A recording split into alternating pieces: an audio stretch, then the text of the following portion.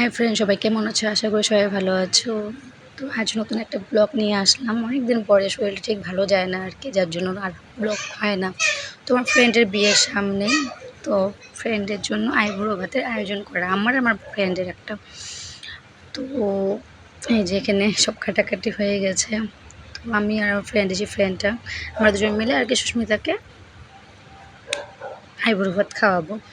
তো যাই হোক, এখানে আমি স্নান করে এসে এত খিদে পেয়েছিলো আমার, তো আমি বললাম যে চলো একসাথে খেয়ে নিই। আমি আর ও বললো না, আমি খাবো না, তুই একাই খা।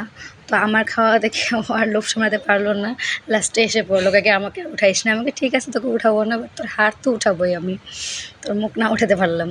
তো যাই হোক, এখানে আসলাম, এসে ও আমাকে তেল দিয়ে দিচ্ছে। ওকে আমি তেল দিয়ে দিচ্ছিলাম, কিন্তু ওর মুখ দেখাতে খুব লজ্জা পায়, বাট আমার তো অত লজ্জা নেই। যাই হোক, সে মিলে অনেকক্ষণ মাথাটা এত ঠান্ডা লাগছে, মানে মাথার মধ্যে এত সুন্দর করে তেল দিয়ে দিয়েছিলো ওই, যা হয় আর কি বান্ধবী থাকলে। তো এখানে এদিকে মাংস রান্না পুরো কমপ্লিটই। এদিকে যাকে আমরা আইবুড়ো ভাত দেবো সে এসে হাজির, তো তাকে আমরা নিয়ে আসলাম, আমি ও গিয়ে।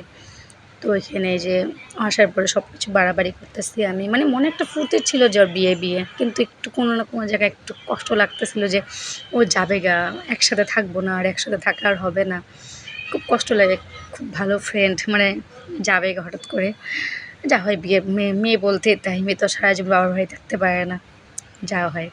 তো আমার মেয়ে বলতেছে আমাকে ক্যামেরাতে উঠাও, আমাকে ঠিক আছে আয় বাবা, তুইও আয়। তো এখানে বলে আমি ক্যামেরা করবো, ঠিক আছে তুই কর। তোকে বললাম তুই ক্যামেরা কর আমাদের সাথে।